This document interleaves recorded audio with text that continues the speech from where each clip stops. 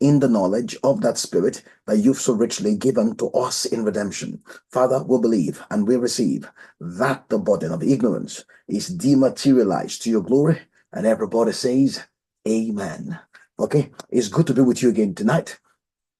And we're going to continue with our study on growing up spiritually. Right? Come with me to Ephesians, right?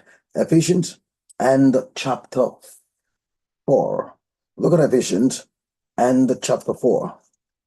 Ephesians and chapter 4. Yeah, I wanted to see what was said in okay, so Ephesians and chapter 4, I'm in verse 13. It says, till we all come in the unity of the faith. Okay, so till we all, or until. So until we all come in the unity of the faith, right? And then it describes that unity of the faith. That word and is telling you that a description is coming. Yeah, so it says the unity of the faith, then which is the knowledge of the Son of God. So the unity of the faith is the knowledge of the Son of God. It's not different things, one thing only, the knowledge of the Son of God. Now, look at it one more time. The knowledge of the Son of God. Now, again, who is a Son of God, right? So, Son of God, that's Ephesians 4 and verse 13. Come back to Ephesians 2. And before you go to Ephesians 2, actually, come with me to Romans. I'm in Romans and chapter 1. Look at what it says in Romans and chapter 1. Yeah. It says in Romans 1, and I'm in verse 3, concerning his Son, Jesus Christ, our Lord, which was made of the seed of David according to the flesh. It says, and declared to be the Son of God. Now, watch what the Son of God is. He's declared to be the Son of God with power according to the Spirit of holiness. Holiness means distinction, separation. So, in other words, according to the Spirit that distinguished or separated him. So, the Spirit of holiness by the resurrection, right, from the dead. So, what is a Son of God? Is one that by resurrection power has been raised from the dead. Yes. So, a Son of God is a product of the resurrection. Look at Acts chapter 2 or Acts 13, I meant to say. Acts 13, and we go all the way to verse 30. But God raised him from the dead, and he was seen many days of them which came with him from Galilee to Jerusalem, who are his witnesses unto the people. And we declare unto you glad tidings. So he just told us that God raised Jesus. It now says, we declare unto you glad tidings, how that the promise which was made unto the fathers, verse 33, God has fulfilled the same unto us, their children. How? In that he has raised up Jesus again. Now, so what did God do? He raised up Jesus again, as it is written in the second Psalm, thou art my son. So you see again that to be called the Son of God describes that which is a product of the resurrection. Yeah, it's a product of the resurrection. So let's go back to Ephesians then. Ephesians and chapter 4, and if you get to verse 13. So when it says in verse 13, Ephesians chapter 4 and verse 13, it says till we all come in the unity of the faith. Then he explains it further, the knowledge of the Son of God. That means the knowledge of man in the resurrection. Is that clear? So the knowledge of man in the resurrection. So man as we know him, right, in the resurrection, that's the knowledge of the Son of God. So the knowledge of the Son of God, right, is quite powerful, right? It is a man, right, known, right, in the resurrection, right? So when we know a man, that means ourselves, right, in the resurrection, that knowledge is called the knowledge of the Son of God, and we are to come to that. Yeah, so that is the target. Yeah, that knowledge. Yeah, that knowledge of the Son of God. It says unto a perfect man. Yeah, now it says unto what? A perfect man. You see in that Ephesians and chapter 4 and verse 13, when it says unto a perfect man, what exactly is he talking about? Right? It says unto a perfect man. I want you to watch that carefully. Yeah, unto a perfect man. Now, what exactly is meant by a perfect man? Because that's quite important. It says, because that's what we are going on to. It says, unto a perfect man. Now, that word perfect, right, is from a Greek word that actually means you are referring to something that is brought to its conclusion, something brought to its target, something complete. Nothing can be added to it. Yes. Now, so it means to bring out the value of a thing. Yeah. To make to grow. That's perfect. Full grown. Yes. Now, so in other words, then, when it says the perfect man, right? The perfect man is simply the man that has grown, right? So man, right, that has grown. That is the point. So what is the aim of God? To cause growth. How does he grow or cause growth? It will be growth by knowing ourselves, right? So grow by knowing ourselves, yeah, in the resurrection. You see? So we come to know ourselves. We come to understand ourselves in the resurrection. That is the knowledge of the Son of God producing a perfect man. That perfect man is me when I understand myself in the resurrection, which produces growth. That perfect man is you when you grow by understanding yourself in the resurrection. Is that clear? So, we grow by knowing ourselves in the resurrection. Let's go on anyway. Verse 14, that we henceforth be no more children. So that means the persons is talking to are children. Now, the word children there is an adjective, so childish. Now, so that will be no more childish, tossed to and fro. Now, so to be tossed to and fro means not yet perfect. Yeah. So tossed to and fro, right, simply means not perfect, right? Not perfect, not mature, not grown.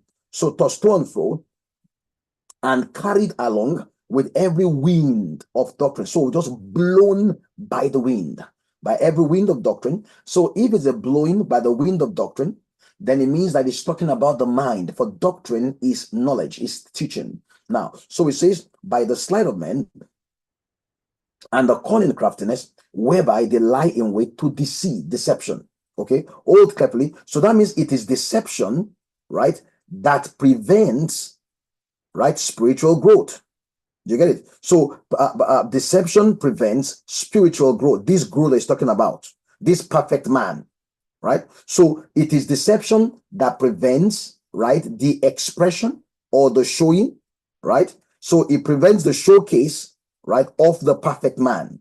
Yes. So God's plan is the perfect man, right? But that perfect man, right, cannot come forth while there's deception. So again, you can say perfect man or spiritual growth. Sama really. Now, so Ephesians 4 and verse 14, that we henceforth be no more children, tossed to and fro, carried about with every wind of doctrine and the sleight of men that lie in wait to deceive. So deception blows people about like wind. Deception causes the believer to be tossed to and fro, unstable, right? So a man, a believer, a son of God can be unstable, right? The unstable man who is a son of God then is said to be deceived. For by definition, the son of God is a man that is raised from the dead, right? So his life should be by the resurrection. Now, so let's go on then. So, but look at the 15th verse. But speaking the truth in love. So there is deception in verse 14, right? So there is deception in verse 14, right? And you contrast that with speaking the truth. Can you see? Speaking the reality, right? Speaking the reality in love, which is in verse 15. Can you see? So a believer is either speaking the truth in love or yielded to deception. Now, but it says in verse 15, Ephesians 4:15, but speaking the truth in love may grow up. That means that's how the perfect man of verse 13 will come. So grow up, right, of verse 15 is what has been called perfect man. Can you see it? He has been called perfect man in verse 13. So he is not changing his discourse. He's talking about how will a man grow spiritually, and that deception prevents that growth. Right? What will the person be deceived about? The person will be deceived about the perfect man, which is he will be deceived about the man, son of God, a product of the resurrection. So if a believer if you can cause a believer not to see himself in the light of the resurrection, then that believer will not grow spiritually. He's a son of God, all right, but he will not grow, right? Now, so let's go to where we were then in Ephesians and chapter 5. Yes, Ephesians 5, and we were in verse 18 yesterday. I'm going to continue there again today. Look at verse 18. It says, or verse 17, it says, wherefore, before I even read that, because so you can see the link. So we just read Ephesians chapter 4, verse 13, verse 14, verse 15. Now, look at Ephesians chapter 4, right, and verse 17, right? Ephesians chapter 4 and verse 17. Remember, what we just said now is a man, a saint, right, raised by resurrection power, right, might be deceived, right? So, and if he's deceived, right, it doesn't grow. Yeah, can you see? That's all we've said thus far. So yet he is to grow. When a man, a saint, a believer, a Christian does not grow, we say he's childish, right? He's still in spiritual infancy. We're just referring to the fact that he should have grown, but he has not grown. Now, come with me then to verse 17, Ephesians 4:17. It says, this I say therefore, and testify in the Lord, that you henceforth, right, walk not as other Gentiles walk. Remember, there are only two knowledge we're talking about. There is the knowledge of the Son of God, right, which is also called speaking the truth. And then there's deception. So it now says in verse 17 that the Gentiles walk in the vanity of their mind. So that means their mind does not have the knowledge, right? So since it says vanity of the mind, right? So the vain mind that the Gentiles walk in, right? The vain mind, right? Simply has no knowledge, right? Of the resurrection, right? It has no knowledge of the resurrection, which the believer already has. So a believer can walk as though he is not a resurrected man. You see the point, right? So the saint, right, can copy the world. He is not the world, but can copy the world. So he is then as one, right, without the resurrection, but he has the resurrection. He's as though he doesn't have the resurrection, but of course he has the resurrection and is a product of it. For Ephesians already says in chapter 2 and verse 4, 5, 6 that God's love raised us together with Christ. So we are raised. But the unbeliever, the man who is not a Christian, he walks in the vanity of his mind, meaning his mind is in the deception of Ephesians 4:13, right? He's totally blown, has no life for starters, right? So in essence, in verse 18, Ephesians 4:18, it says, and I read, having the understanding darkened. Having what? The understanding darkened. So something darkened the understanding. So that is the man in the world. Ephesians chapter 4 and verse 18. So if we call the man darkness, right, it is because he has his understanding, right, is the location of that darkness. Yeah. So you get it? So the darkness is located in the understanding. Yes, that's Ephesians and chapter 4, verse 18. Now, so let's go on. So we see that a believer can walk contrary to what and who he is. He is a believer, he's a saint, but by his walk, you're looking at him and being like, why are you tossed to and fro? Why are you blown about with every wind? Meaning, why will you not speak the truth in love? So at every point in time, the believer is to speak the truth. And the truth is in the light of the resurrection. Yeah. The truth is not merely that, oh, the highest denomination of note in England is 50 pounds, or that some higher denomination of note in that country. So, no. That's not the truth we're talking about here. We're talking about truth in the light of the resurrection, or truth from the resurrection. Now, so let's go then to Ephesians chapter 5. Now let's go to verse 18. Yes, or before I even look at 18, look at verse 8. Ephesians chapter 5, right? And verse 8. Look at the points made. It says, for you were sometimes darkness. Okay? We were sometimes, so we used to be darkness. Can you see? We used to be darkness. And from Ephesians 4:17 and 18, that darkness is in the mind, in the understanding. So the darkness of the world, right, is because they do not have light in their minds. So the darkness of the world, right, is in understanding, right, because their understanding is darkened. So here, Ephesians 5:8, you are sometimes darkness, but now, can you see? Now are you light in the Lord. So what are we? According to Ephesians chapter 5 and verse 8, we are light. Can you see? That is identity. That is what we are. We are not the darkness. We are the light now. We are light in the Lord. Look at that again. You are light in the Lord. What did he now say? Walk as. That's where the issue is. That walk is where you see the growth. Walk as children of light. So because we are to then walk. So we are to walk as we are, right? We are not to walk as the world is. Can you see? So we walk as we are, not as the world is. So that which effectively is Ephesians chapter 4 verse 17. We walk as we are, not as the world is. Why? We are not the world. We used to be darkness. Now we are light. Okay. So that's Ephesians 5. Let's now go down. Yeah. Look at what it now says. Yeah. It now says here, go all the way down to verse 17. Wherefore, be not unwise, but understanding. Look at that. Be not unwise, but understanding what the will of the Lord is. So in Ephesians and chapter 5 and verse 17, right, the believer is to be full of understanding. Can you see? Is to be full of understanding.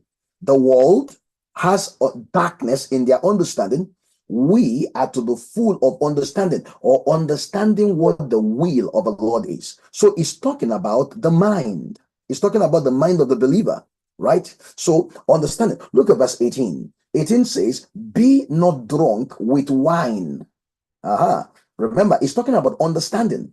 Be not drunk with wine, wherein is excess, but be filled with the Spirit. Okay, so what do we see then? We see that a believer can then be described in two ways. We are talking about the walk now. So the believer's walk, identity is one way only. We are light. Ephesians 5:8. We are light. We used to be darkness. We are light. Okay, now, but our walk can be described in two ways. Our walk should only be one way, but it can be described in two ways. Now, so which is what it calls, be not drunk with wine, wherein is excess, but be filled with the Spirit. So a believer is either filled with the Spirit or drunk with wine. You see now, so the believer can be drunk with wine or be filled with the Spirit. So it is presented as opposites. This is not identity. This is talking about the walk. Yes. Now look at it again. So to be a believer can be look at it one more time. Look at verse 18. Be not drunk with wine, wherein is excess, but be filled with the Spirit. Now, so what does that tell us? It tells us that the believer, right, who is filled with wine where there should have been understanding. Can you see? So where there should, from verse 17, where there should have been what? Understanding, right? Yeah. So there should have been understanding, but in its place, so whatever takes the place of understanding God's will, that is wine. You see now. So wine is whatever takes the place of the understanding of God's will, right? So wine is the alternative, yes, to the understanding of God's will. Yeah, that is very important, right? So in other words, I can say that the believer who is not filled with the knowledge of his will is drunk. Look at it one more time. It says in verse 18, be not drunk with wine, wherein is excess. Yes, excess, it just simply means that's where you have chaos, that's where you have riot, that's where you have disorder. So if the believer is disorderly, if a believer is chaotic, if a believer is full of riot, right? That means it's just topsy-turvy. That is to and fro, tossed to and fro. If a believer is that way, it will simply be because the believer is drunk with wine. So to be drunk with wine, right, will then be not to understand. Look at verse 17, Ephesians 5:17. Wherefore be you not unwise, right, but understanding, right, what the will of the Lord is. So the believer is to understand the will of the Lord. Now, what if the believer does not understand the will of the Lord? Then the believer is said to be drunk with wine. Right? When the believer understands the will of the Lord, the believer is filled with the Spirit.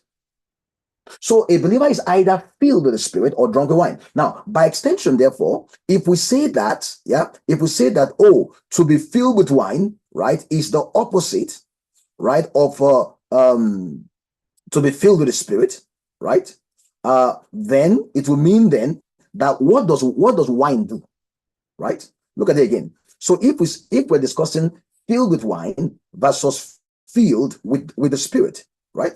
So it will mean then that wine, right? Wine simply means, right, I don't understand, or I don't have, right, the understanding, right, from the Spirit. Yes. So there is an understanding that the Spirit gives. When I don't have that, I have wine. Because man will always have an understanding. It is that understanding, right? The understanding from or of or by the Spirit of God. Are you following? Now, remember, we've said Ephesians 4 has shown that the Gentiles or the world, Ephesians 4:17, the vanity of the mind. Vanity means empty. So the vanity of the mind, the emptiness of the mind. Verse 18 of Ephesians 4 then explains further that the understanding is darkened. So when a man has darkness in his understanding, then his mind is vain. Such a man in Ephesians 5:17 does not understand the will of the Lord. Such a man who does not understand the will of the Lord in Ephesians 5:18 is said to be drunk with wine or filled with wine. See, so what does wine do? Wine takes a man away from understanding the will of God. Or you can say wine, takes a man away from the Spirit. Yeah. So when I say takes a man away from the Spirit, it means from the understanding that is rooted in the Spirit. Right. So wine simply means, right, I am distracted, right, because that's what wine does. I'm distracted, right, from, right, the resurrection thinking. Yes. Or if we go back to where we started, wine will mean I'm distracted from the knowledge, right, of the Son of God. Right. So the knowledge of the Son of God, that's important. That's wine. Or wine will also be that, oh, I am not speaking the truth in love. You see, so wine, so if we take it back to Ephesians 4, then we say wine means, right, not speaking, right, the truth in love. Can you see? So whenever I'm speaking, if what I'm speaking is not the truth means reality, aletheia in the Greek. So when I'm speaking, but what I am speaking is not the reality, that means it's not in line with what has happened in Christ, then I am drunk with wine. So wine will be, I'm speaking, but it's not the truth. Can you see? That's wine. Now, so let's go on. Let's go on. So here, as we're saying, Ephesians 5:18, be not drunk with wine, wherein is excess, but be filled with the Spirit. Yeah. Now, concerning this drunkenness, right? Concerning this drunkenness, let's look at First Thessalonians and chapter 5. First Thessalonians and chapter 5, because Paul spoke about this drunkenness a number of times. Look at First Thessalonians chapter 5, and I am in verse 4. But you, brethren, are not in darkness. Look at that. So identity, we are not in darkness. Yeah. So First Thessalonians chapter 5 verse 4, right? By identity, right? Not darkness. Can you see it? We are not in darkness. Chapter 5 and verse 4. It says, but you, brethren, are not in darkness, that the day should overtake you as a thief. Now, look at verse 5. You are all the children of light. That's exactly Ephesians chapter 5 verse 8. We read it before, right? So you are all the children of light. What are we? We are, right? That's identity. We are the children, right, of light. That's every believer. That is talking about our identity. Don't forget that. We are all, that's again, First Thessalonians and chapter 5. And I'm in verse 5. You are all the children of light and the children of the day. So look at it. When it says children of light and children of the day, it means the children of light are, or which are, the children of the day. We are not of the night, nor of darkness. Look at the number of things it's contrasting. So there's day and there's light, and there's night and there's darkness. And we are not the children of the night or the children of the darkness. We are the children of the day or of the light. Summer, same thing really. Now, let's go on. That's verse 5. Look at verse 6. Therefore, that means given these identity facts. Yeah. So that's important. So when it says therefore, right, it's saying that given the identity, right, given the facts of identity, yeah, in that verse 5, see what it now says. So based on what he said, that we are the children of the day, we are the children of the light, we are not the children of the night or darkness. It now says in verse 6, therefore let us not sleep as do others, but let us watch and be sober. Don't let us sleep as others. Let us watch and be sober. That verse 6. So let us watch, and that's the Greek kai, which is it says I am going to explain what this is using something else. So let us watch. So what do I mean by watch? Oh, which is sober. Now, so that we are seeing then that to let us watch, right? That's First Thessalonians chapter 5 and verse 6. Let us watch. Why do we watch? Yeah, because we are the light. Yeah, so because we are the light, we watch. We are not watching to make ourselves light. Rather, because we are light, we watch. Okay, so we don't sleep as others, right? But we watch. Now, when it says let us watch, you see that word let us watch there. Yeah, it means you pay attention to something. You are alert. Yeah, you pay attention to something. When it said let us watch, yes, so it means you pay attention. You pay attention. You are alert. That's what it means. Yes, you are alert. Of course, that's why he said we don't sleep, because when you sleep, you are not alert. When you sleep, you are not conscious of your environment. So it says no, we don't sleep.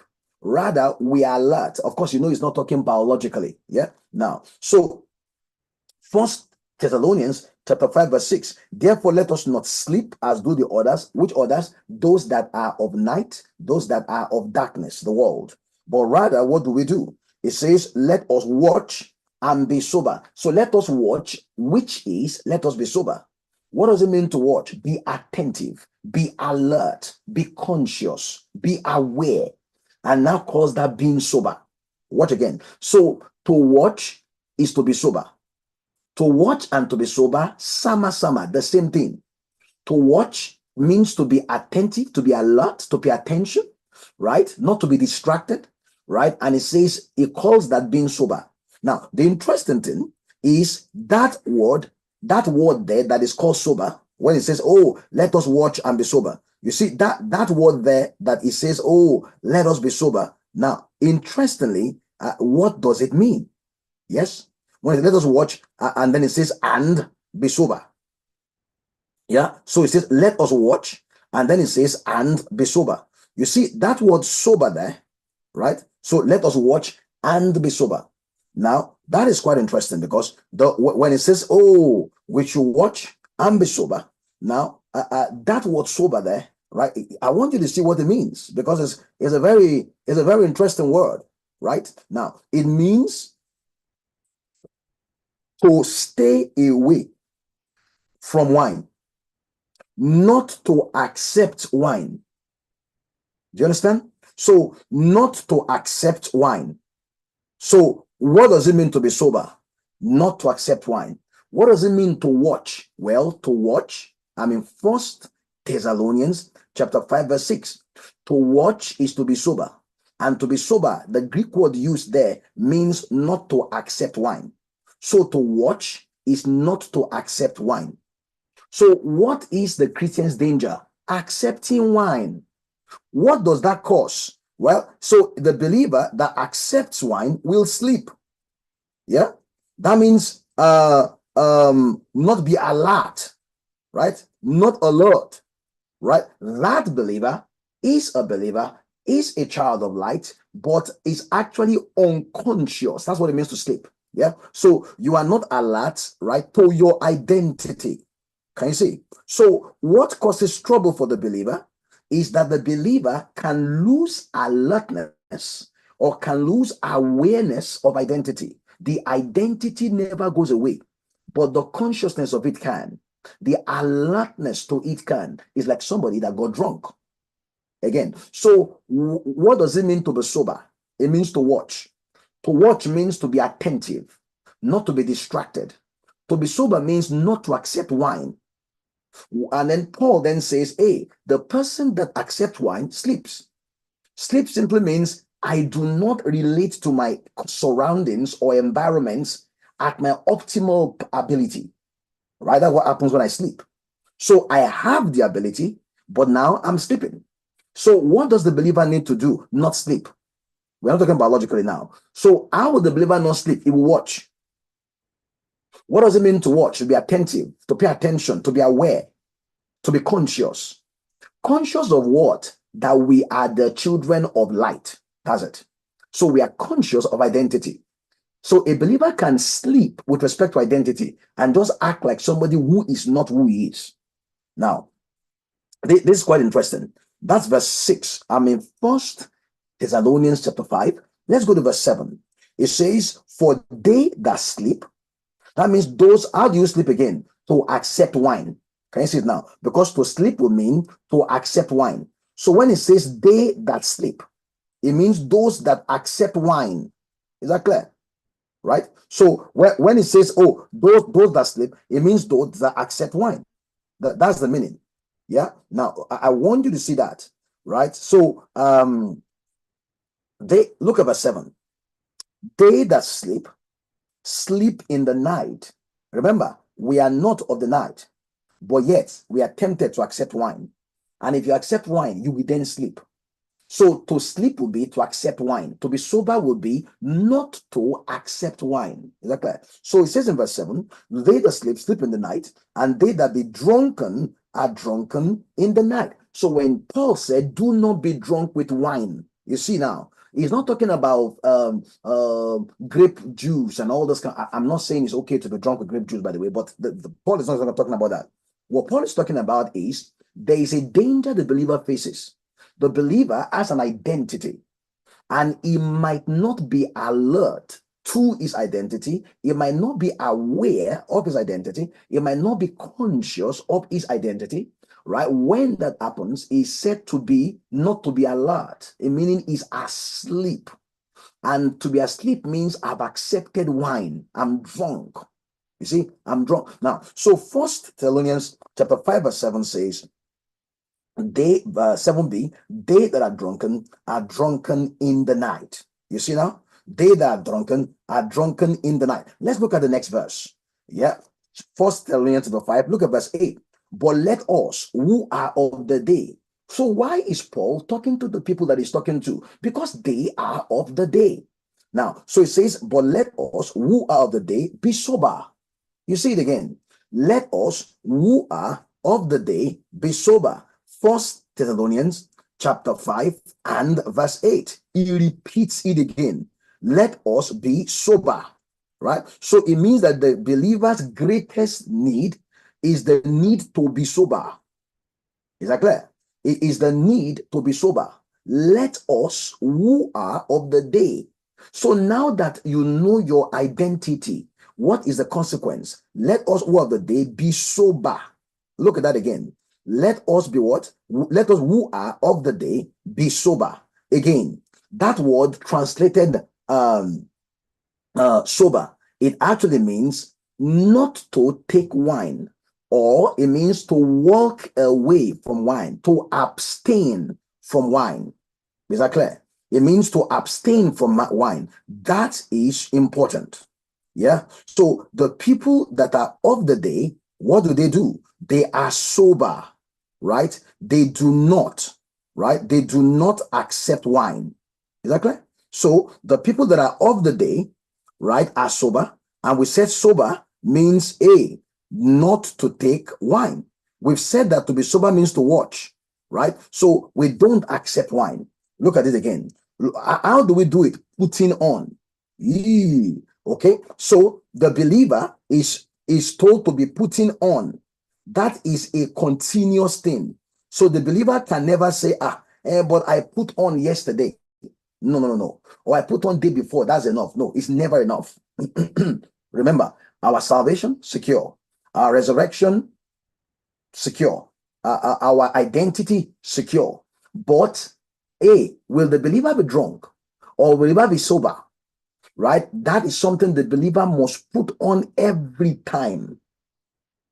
So, First Thessalonians chapter 5 verse 8, putting on the breastplate of faith and love, and for an helmet. Where do you use an helmet? In the head, the mind. Okay, so the putting on, right? So because of the helmet, right, we know that the putting on, right, happens, in the mind. It happens in the mind, right? Is that clear? The putting on happens in the mind. Who are those that put on faith and love? Look at it. What do we put on? You put on faith and love. So you put on faith and love, right?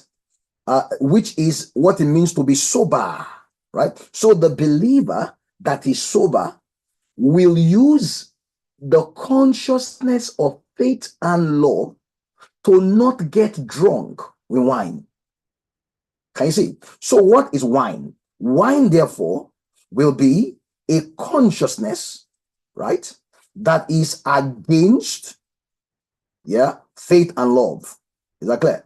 A consciousness against faith and love. You see, that mindset, that idea, philosophy, that explanation, that thing that makes a believer feel it is cool to operate against faith and to operate against love, that is what it means to be drunk. You see now? And those that are drunk, they get drunk at night. And yet we are not of the night, we are of the day. So when the believer gets drunk, right, it makes the believer to doubt who he is. Can you see? So wine, right? This wine is talking about wine, or drunkenness, right? It gets the believer, right, to doubt, right, his identity.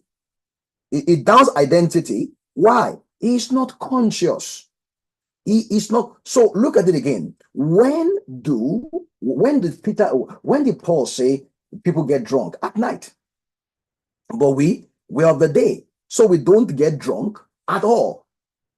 Where does I wanted to say, look at First Peter. Let's go to First Peter together. First Peter chapter 1. we're examining Paul's instruction in Ephesians 5 and 18. Do not be drunk with wine wherein is excess, but be filled with the Spirit. Right now, look at 1 Peter. So you will do yourself a world of favor if every time you read about Paul talking about drunk or drink and wine, everything you just think about is, oh, something sold in the supermarket. No, no, no, no, no. There are many people that are not taking those chemicals in the supermarket, but they are taking a chemical, an understanding that makes them abandon faith and love. So the moment a believer abandons faith and love, that believer is drunk. Look at First Peter, chapter 1. Yeah, you have to just indulge me tonight. I'm going to just go straight into verse 13. Look at verse 13. Yeah. Wherefore, gird up the loins of your mind. Okay. What is it telling them to do? Guard up. Now, that word gird up, it means to be without distraction. Yeah. So when it says to guard up, it means be without distraction. Okay. Distraction about what? Okay. Now look at it again. 1 Peter 1:13. Wherefore guard up the loins of your mind. So where is the distraction? The mind, right? So the distraction, yeah, right, is in the mind. So it says guard up the lines of your mind. That means protect your mind from distraction. Okay, because to guard up actually focuses all your energies. Now, so 1 Peter 1:13, guard up the loins of your mind, be sober. Oh, we're back to the sober thing again now. So 1 Peter and chapter 1 and verse 13, right? It says, be sober. Now, so how does a person guide up the loins of their mind? By being sober. What does it mean to be sober? We read it before in from the text in the Thessalonians. It means don't accept wine. Yes, don't accept wine. Don't accept whatever will make you go against faith and love. Okay, so did you get? So it means you won't accept wine, right? Or anything or idea, right? That opposes, right, faith and love. You see now. So anything that causes you to operate against the love of God, that's wine. Don't accept it. That is not being sober. So remember, so how do we keep ourselves from distraction? By not accepting any philosophy, any idea, any information, any knowledge that opposes the truth of faith and love. Yeah. Now, so look at the way Peter put it. Peter says in 1 Peter 1:13, it says, wherefore guard up the loins of your mind. That means keep your mind away from distraction. Be sober. Sober means don't accept the wine. Don't accept the information, philosophy, or idea that opposes faith and love. So be sober. It says, and hope in the end for the grace that is to be brought unto you. Unto who? Unto you. So whatever he's talking about is unto the saints, unto you, right? When? At the revelation of Jesus Christ. Look at that. So at the revelation of Jesus, right? At the revelation of Jesus. Oh, look at that one more time. So in other words, what is it that our mind is being distracted from? From the revelation of Jesus. Yes. So the mind must not be distracted, right, from the revelation of Jesus. Yeah. So the mind, right, must not be distracted. Let me say it again, right, from the revelation of Jesus. That is key. That is phenomenal. Peter is saying so. So let's read it one more time. Let's read it one more time. So let's put it again then. Let's look at it together. So to be sober means don't take wine. What is the wine here? A distraction from the revelation of Jesus. I mean, 1 Peter 1:13. The wine is distraction from the revelation of Jesus. Hold on. according to this First Peter 1:13, what are you to guard up? The loins of your mind. So where are you supposed to be sober? In your mind. Yeah. So the sobriety or the refusal of wine is in the mind. Is that clear? So where is wine served? Wine is served to the mind, or wine is served from, is that clear? Wine is served from the mind. One of those two, right? So wine is either getting given to the mind or given from the mind. That's important. So what does Peter say? Guard up the loins of your mind. To guard up means prevent distraction.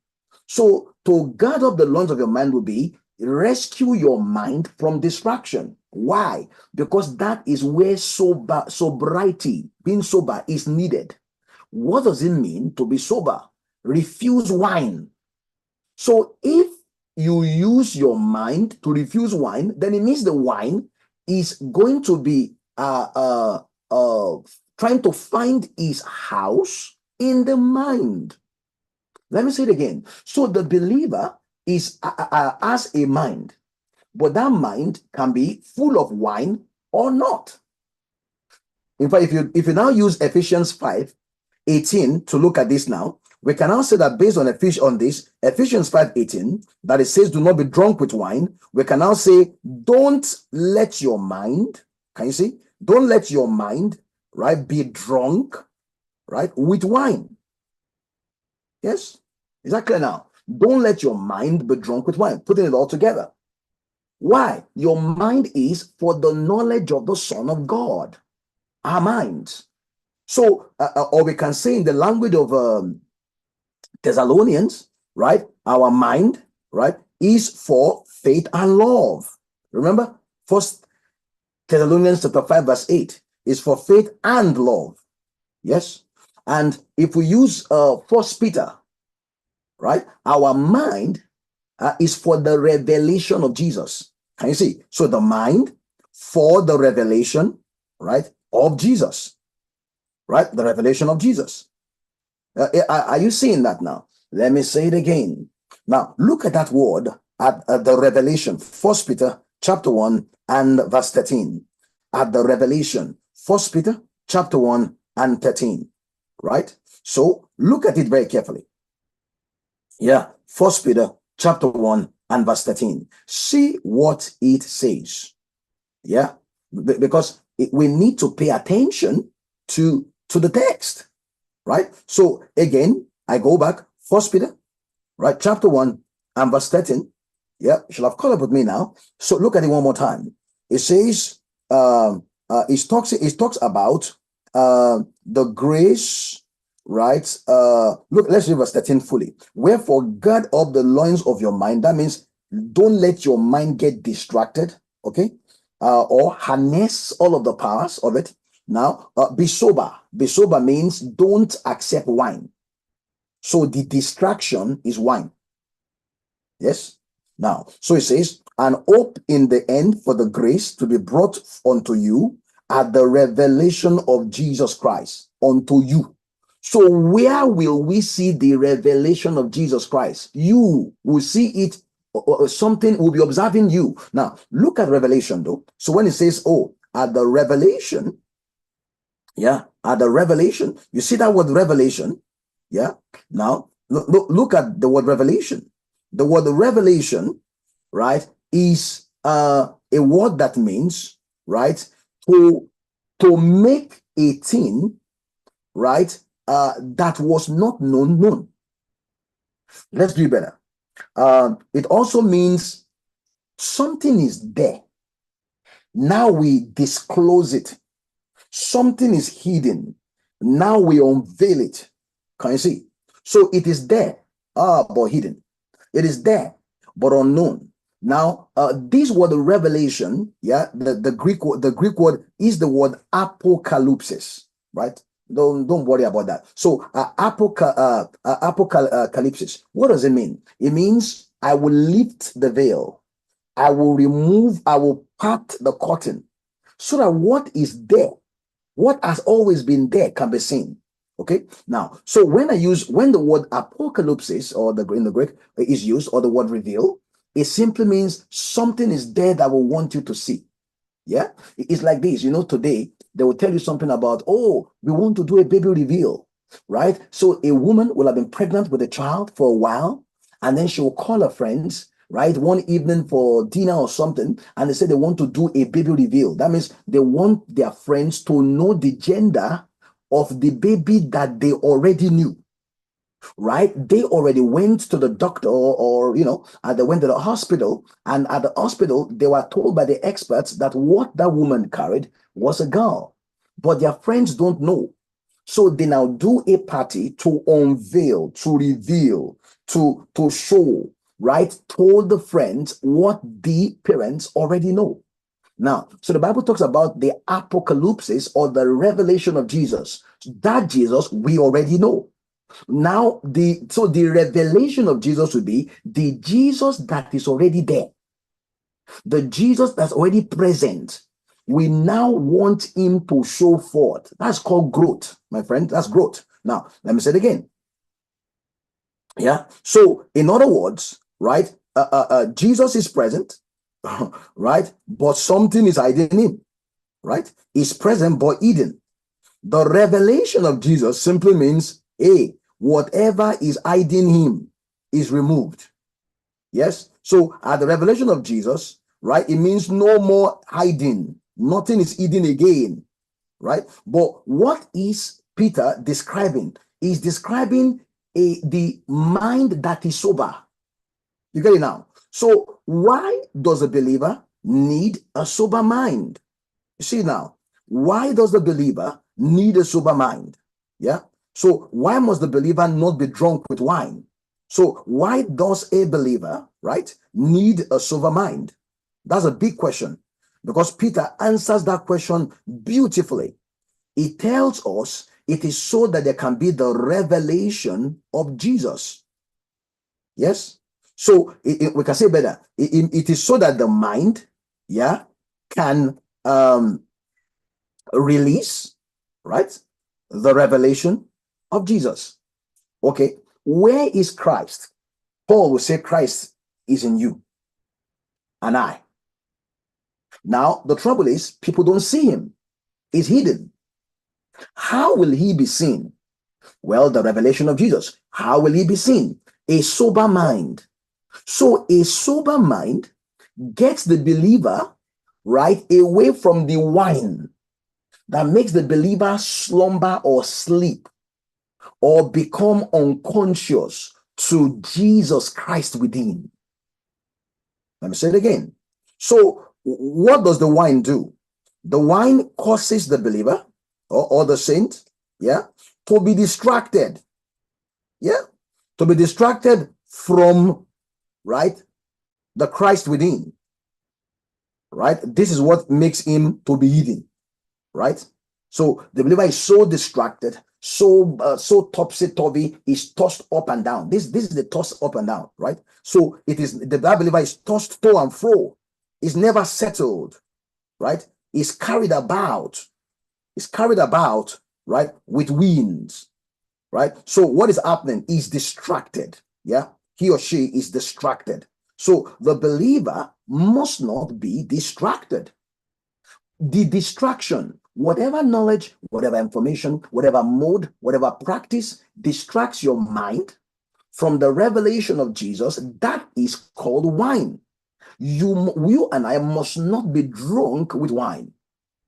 Yeah. Why? It prevents us from showcasing who we are or who is in us. Now, okay. So 1 Peter 1:13. What does the believer do? Wherefore, gird up the loins of your mind, your own mind. Right? Be sober. So that simply means stay away from wine. Why? Wine takes the mind away from the revelation of Jesus. Wine dulls your mind to the grace of God. Look at it one more time. It says in 1 Peter 1:13, wherefore gird up the loins of your mind, be sober, hope to the end for the grace. And you see, for the grace to be brought unto you at the revelation. So wine dulls the believer to the revelation of God's grace, or to operating from God's grace. And if a believer does not operate from God's grace, that hinders the revelation of Jesus. What does that mean? It means that the life of Jesus inside that man doesn't show, or it means the seed does not bear fruit. There's no growth. Yeah. So the revelation of Jesus simply refers to growth. It refers to completion. It refers to development. Is that clear? Yeah. So it refers to development, so that the seed, Christ within, can break forth. So that what you now see in the believer will be, he thinks like Jesus, understands like Jesus, speaks like Jesus. You now say Jesus is revealed. Right? So that the saint, right, thinks, right, and speaks, right, and understands like Jesus. Yeah. So or he understands like Jesus. That is extremely important. Yes, the mind of the believer, not dull. So when the Bible says, when Peter says, be sober, when it says to be sober, it means your mind is focused on the truth. Remember, speaking the truth in love. We are back to Ephesians 4 now. Yeah, you are speaking the truth in love. So what is it that gets drunk? Our mind. What is it that gets hold on? If our mind is what gets drunk, listen. So that means, where do you put wine? You normally put wine in a cup. So what is the cup that receives the wine? The cup that receives the wine is the mind, the consciousness. Yes, the mind of man is like the cup that receives the wine, but that mind is not meant for the reception of wine. It is meant for the reception of the Spirit, the revelation of Jesus. Yeah, for the revelation of Jesus. Right now, so in other words, the believer is not to be drunk, right? Is not to be full of knowledge against love, against faith. Rather, the believer is to practice faith and love. Amen. Is to practice faith and love. Look at chapter 5, 1 Peter. Chapter 5, 1 Peter. Casting all your cares. What do? You cast your cares. Why? Verse 8, be sober. So we see that to be sober means do something with your cares. Don't be weighed down. Look at it again. Don't be weighed down by cares, because cares will be, you see, the greatest wine that the world accepts is the wine of care, fret, worry, anxiety. Yes. So the wine of worry, right, of fret, of anxiety. You know why? You cannot be anxious in faith and love. Yeah, you cannot be anxious in faith and love. So if I keep my mind in faith and love, I will keep my mind from anxiety. That means my mind will not be drunk with wine. I will not sleep or slumber. You see now? So instead, what the word of God tells us is to be sober. Right? 1 Peter 5:8. That means, don't drink the wine of worry. Don't drink the wine of fret, of fear, right? Of anxiety. Anytime that my action towards you proceeds from fear, I'm drunk. I'm drunk with wine. Yeah. Anytime that my actions towards you proceeds from frets and worries and anxieties, it only shows that I'm drunk and I shouldn't be drunk. So what do? I gird up the loins of my mind. Or as Paul said, be not drunk in wine wherein is excess, but be filled with the Spirit, speaking to yourself. Well, anyway, guys, time has gone tonight. Thank you for the privilege and the blessing of your attention and the honor of the same. I don't take it for granted. Find a friend, find a friend's friend. Slow down in your tonight and discuss this with somebody, right? Discuss it. Go over it. Go over today and yesterday's. Right? Today is Tuesday, the 5th of March, 2024. Look for Monday, the 4th of March, 2024. On Telegram, on Twitter, on Instagram, on Facebook, on any of YouTube. Look for it. Go over yesterday and today's in the middle of his teaching on spiritual growth. Now, don't forget that together, you and I, we take the gospel to the ends of the